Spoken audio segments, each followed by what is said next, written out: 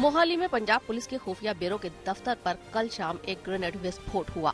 Police के मुताबिक बाहर से ये ग्रेनेड दागा गया, इससे इमारत के शीशे टूट गए। फिलहाल पुलिस ने इसे आतंकी हमला मानने से इनकार कर दिया है।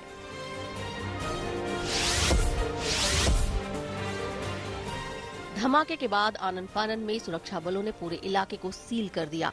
मीडिया को भी दफ्तर से दूर रोक दिया गया। मौके पर पहुंचकर प्रशासनिक अधिकारियों और फॉरेंसिक एक्सपर्ट की टीम ने धमाके वाली जगह का मुआयना किया।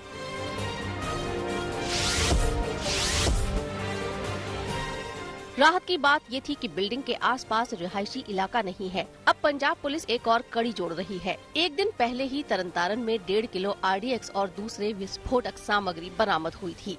पुलिस ने इस मामले में 2 आरोपियों को भी गिरफ्तार किया था। अब पुलिस ये पता लगाने की कोशिश कर रही है कि कहीं खुफिया विभाग के मुख्यालय में धमाके का तरनतारन RDX से कोई कनेक्शन तो नहीं है।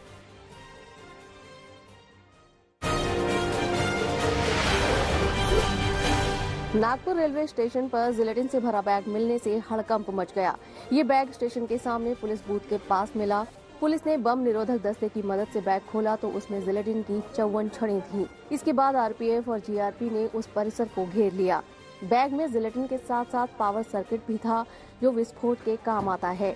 CCTV फुटेज की जाँच की जा रही है, जिससे ये पता चल सके कि बैग किसने रखा था।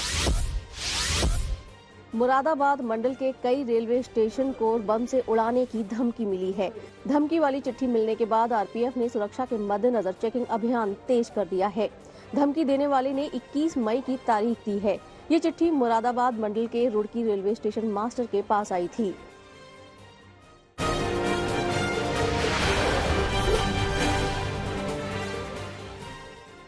ज्ञानवापी मस्जिद केस में फिर सर्वे की प्रक्रिया शुरू की जाएगी। आज अदालत सर्वे को लेकर नई तारीख देगा। इससे पहले कोर्ट के आदेश के बावजूद सिर्फ एक दिन ही सर्वे हो सका था। सर्वे के लिए पहुंची टीम के मस्जिद में जाने का विरोध हुआ था। मुस्लिम पक्ष की दलील थी कि कोर्ट के आदेश में मस्जिद के अंदर सर्वे की बात नहीं कही गई है। वहीं हिंदू पक्ष का कहना है कि पूरे परिसर का निरीक्षण करना जरूरी है। श्रृंगार गौरी की मूर्ति का अस्तित्व प्रमाणित करने के लिए ये बेहद जरूरी है। इस बीच हिंदू पक्ष की तरफ से राखी सिंह ने साफ किया है कि वो अपना केस वापस नहीं लेंगी। वाराणसी की ज्ञानवापी मस्जिद की तर्ज पर मथुरा की शाही ईदगाह मस्जिद के सर्वे के लिए कोर्ट कमिश्नर नियुक्त किए जाने की याचिका दाखिल की गई। एडवोकेट महेंद्र प्रताप सिंह की ओर से दायर याचिका में मांग की गई है कि वरिष्ठ अधिवक्ता को कमिश्नर नियुक्त किया जाए और मस्जिद में मौजूद ओम, स्वास्तिक, कमल और हिंदू कलाकृतियों की वीडियोग्राफी, फोटोग्राफी कराकर सभी तथ्य न्यायालय के सामने पेश किया जाए। राजस्थान के उदयपुर में होने वाले चिंतन शिविर से पहले सोनिया गांधी ने कांग्रेस कार्य समिति की बैठक की। बैठक में सोनिया गांधी ने कहा कि हम सबके लिए ये समय कांग्रेस पार्टी का कर्ज चुकाने का है। हमें आत्म आलोचना की जरूरत है। उन्होंने पार्टी में संतुलन सुनिश्चित करने के लिए हर संभव प्रयास करने का दावा करते हुए कहा, हम चिंतन शिविर के दौरान 6 समूह में विचार विमर्श करेंगे। राजनीतिक और संगठन से जुड़े मुद्दों के साथ ही आर्थिक, सामाजिक न्याय, किसान, युवा को लेकर भी चर्चा की जाएगी। पंजाब के मुख्यमंत्री भगवंत मान ने सोमवार को पंजाब पुलिस और STF के आला अधिकारियों के साथ बैठक की। इसमें उन्होंने राज्य में फैले नशे के नेटवर्क को ध्वस्त करने की वकालत की। उन्होंने राज्य ATF को बिना दबाव कार्रवाई करने के आदेश दिए। भगवंत मान ने कहा कि हमारे नौजवान पीड़ित हैं, दोषी नहीं। पहले बेचने वालों को पकड़कर नशे की चेन तोड़ी जाएगी, फिर नौजवानों का पुनर्वास भी किया जाएगा। केंद्र सरकार ने सुप्रीम कोर्ट में कहा है कि उसने देशद्रोह का कानून के प्रावधानों पर पुनर्विचार करने और जांच का फैसला लिया है। सरकार ने सुप्रीम कोर्ट से अपील की है कि इस मामले पर सुनवाई तब तक न की जाए जब तक सरकार जांच न कर ले। सुप्रीम कोर्ट में दाखिल किए गए हलफनामे में केंद्र सरकार ने कहा है कि देशद्रोह पर भारतीय दंड संहिता IPC की धारा 124A की वैधता की जांच और पुनर्विचार किया जाएगा।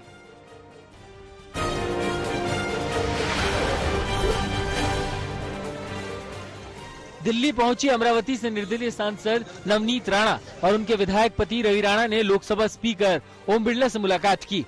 मुलाकात के बाद सांसद नवनीत राणा ने कहा कि हमने लोकसभा स्पीकर के सामने अपनी सारी बातें रखी हैं, जिसमें गिरफ्तारी से लेकर थाने में उनके साथ हुए दुर्व्यवहार की बात भी कही गई है।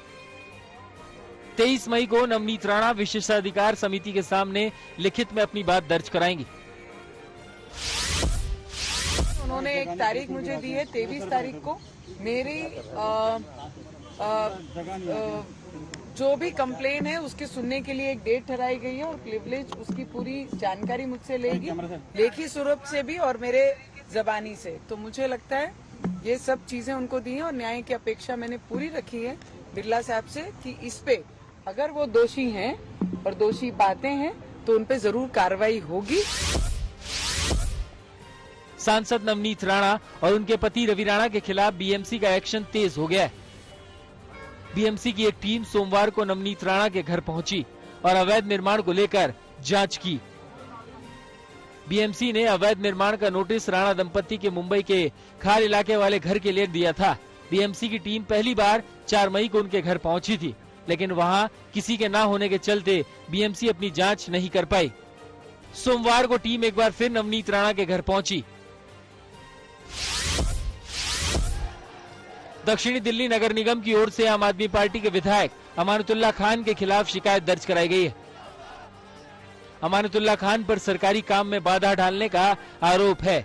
सोमवार सुबह नगर निगम की टीम अतिक्रमण हटाने के लिए दिल्ली के शाहीन बाग इलाके में गई थी। इस दौरान भारी हंगामे के चलते टीम को बिना कार्रवाई ही लौटना पड़ा। अमानतुल्लाह खान ने कार्रवाई पर सवाल उठाते हुए कहा था कि ये सब कुछ माहौल बिगाड़ने के लिए किया जा रहा है।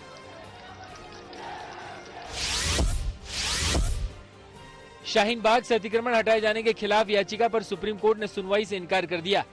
सुप्रीम कोर्ट ने फटकार लगाते हुए ये भी पूछा कि इस मामले में पीड़ितों की जगह राजनीतिक दलों ने अदालत का दरवाजा क्यों खटखटाया। सुनवाई के दौरान कोर्ट ने कहा कि देश भर में अतिक्रमण के खिलाफ चल रहे अभियानों पर उन्होंने रोक नहीं लगाई है। साथ ही शाहीन बाग में मामला रिहायशी मकानों से बल्कि सड़क को खाली कराने से जुड़ा है। दक्षिण दिल्ली के अवैध निर्माण के खिलाफ जो कार्रवाई एमसीडी कर रही है उसको रोकने के लिए सीपीआईएम ने सुप्रीम कोर्ट में याचिका दाखिल की थी। गृह मंत्रालय ने जनगणना को और भी ज्यादा साइंटिफिक बनाने के लिए आधुनिक तकनीक को जोड़ने का फैसला किया है। गृह मंत्री अमित शाह ने कहा, अगली जनगणना ई जनगणना होगी, जिसके तहत पूर्ण जनगणना की जा सकेगी, जो कि 100% सही होगी। अमित शाह ने कहा कि जन्म के बाद विवरण जनगणना रजिस्टर से जोड़ा जाएगा और 18 वर्ष की आयु के बाद नाम मतदाता सूची में शामिल किया जाएगा और मौत के बाद नाम हटा लिया जाएगा। इससे नाम पता बदलने में भी आसानी होगी। केदारनाथ यात्रा पर पहुंचने वाले 4 तीर्थ यात्रियों की दर्दनाक मौत हो गई। 3 महिला यात्रियों की तबीयत बिगड़ने से जान गई, जबकि एक यात्री की खाई में गिरने से मौत हुई। केदारनाथ यात्रा शुरू हुए अभी 4 दिन ही हुए हैं। डॉक्टरों के मुताबिक केदारनाथ में ठंड ज्यादा है और यात्री बिना जानकारी के यहां पहुंच रहे हैं। स्वास्थ्य केंद्र में आने वाले ज्यादातर मरीज हाइपोथर्मिया से पीड़ित हैं। केदारनाथ के पैदल मार्ग पर बारिश होते ही ठंड बढ़ जाती है और यात्री बीमार हो जाते हैं। कांग्रेस ने 4 धाम यात्रा की तैयारियों पर सवाल उठाए हैं और पूछा है कि यमुनोत्री और केदारनाथ में श्रद्धालुओं की मौत क्यों हो रही है।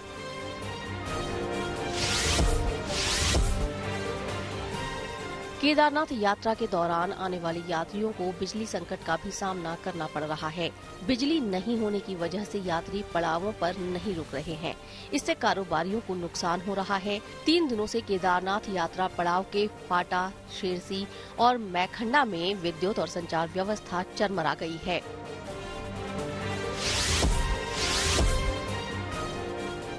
इस बीच केदारनाथ की तरफ जाने वाले यात्रियों की संख्या लगातार बढ़ रही है। भीड़ देखते हुए यात्रियों को सोनप्रयाग में रोका जा रहा है। एक दिन में 18 से 20 हजार यात्रियों को ही दर्शन के लिए भेजा जा रहा है। केदारनाथ धाम में हर रोज मौसम खराब हो रहा है। अभी तक मात्र 4 दिन की यात्रा में 60,000 से ज्यादा तीर्थ यात्री बाबा केदारनाथ के दर्शन कर चुके हैं।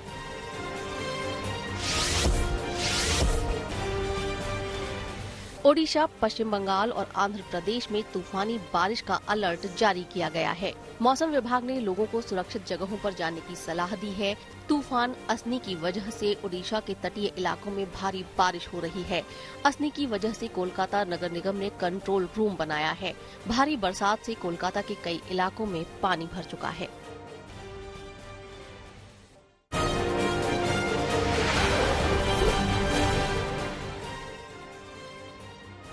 दिल्ली के अलीपुरा थाने इलाके के पल्ला गांव में सुनील चौहान नाम के शख्स की गोली मारकर हत्या कर दी गई। मामला आपसी रंजिश का बताया जा रहा है। वारदात एक शादी समारोह के दौरान हुई। दिल्ली पुलिस ने आरोपी संजय को गिरफ्तार कर लिया। पुलिस ने बताया कि 7 महीने पहले भी इनका आपस में झगड़ा हुआ था, लेकिन तब इनका समझौता हो गया था। लेकिन इस बार बात इतनी बढ़ गई कि आरोपी ने सुनील के गोली मार दी। घायल सुनील चौहान को पास के निजी अस्पताल में ले जाया गया, लेकिन तब तक उसकी मौत हो चुकी थी। दिल्ली में एक बार फिर से रिश्तों के कत्ल की वारदात सामने आई है। साउथ ईस्ट दिल्ली के गोविंदपुरी इलाके में एक शख्स ने अपने ही जीजा की धारदार हथियार से हत्या कर दी। आरोपी वारदात के बाद से फरार है।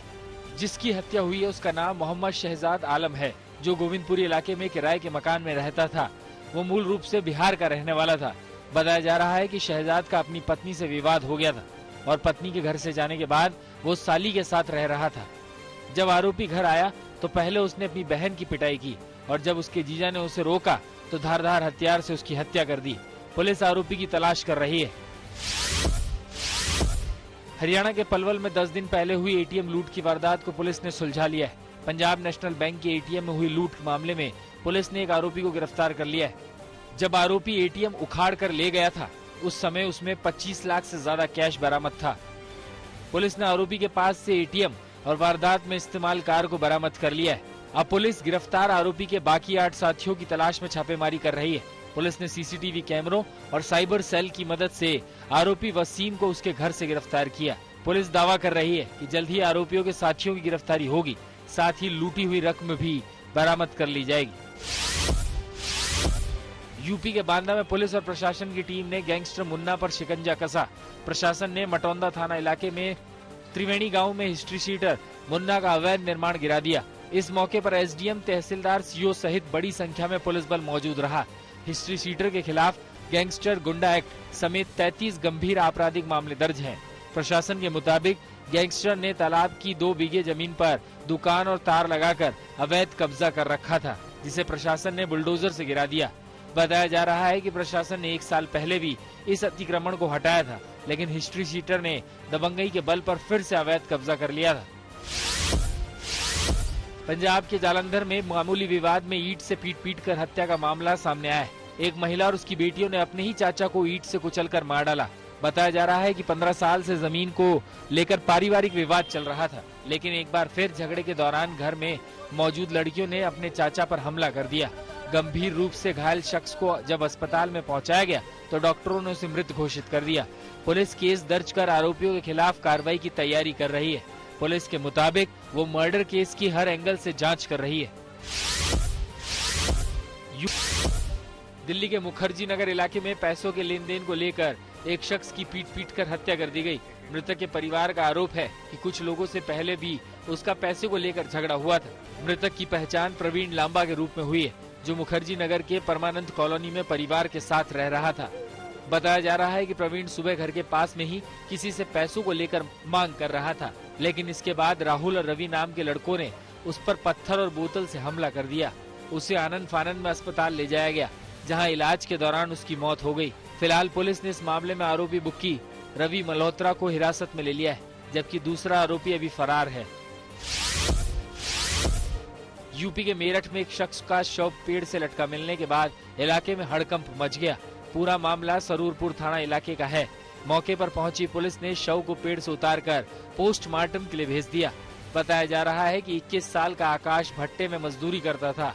परिजनों ने बताया कि रात 3 बजे करीब गांव का ही एक लड़का उसे घर से भट्टे चलने के नाम पर बुलाकर ले गया था, लेकिन सुबह उसका शव पेड़ से लटका मिला। पुलिस हत्या और आत्महत्या दोनों एंगल में मामले की जांच कर रही है।